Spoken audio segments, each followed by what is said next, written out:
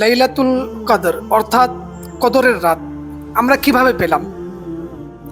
লাইলাতুল কদর এর মধ্যে একটি রাওয়ায়াত পাওয়া যায় যে বানি ইসরাইলের জামানায় একজন মানুষ ছিল যে লাগাতার আপনার হাজার হাজার মাস ইবাদত করতেন, আল্লাহর ইবাদতে মশগুল থাকতেন এবং জেহাদ করতেন।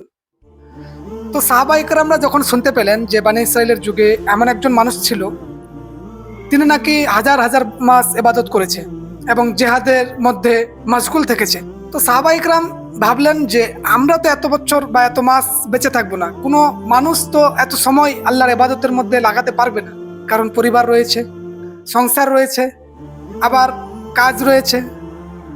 লাগাতার কোনো মানুষ এতদিন এত হাজার মাস আপনার ইবাদত করতে পারবে না। তো সাহাবা ইকরাম গেলেন আমার প্রাণপ্রিয় নবীজির কাছে, গিয়ে বললেন, ইয়া রাসূলুল্লাহ, আপনি কি লক্ষ্য করেছেন যে আপনার উম্মতের বয়স কিন্তু এতটা না, আপনার উম্মত কিন্তু এত মাস হাজার হাজার মাস আপনার রবের ইবাদতের মধ্যে মশগুল থাকতে পারবে না, মগ্ন থাকতে পারবে না।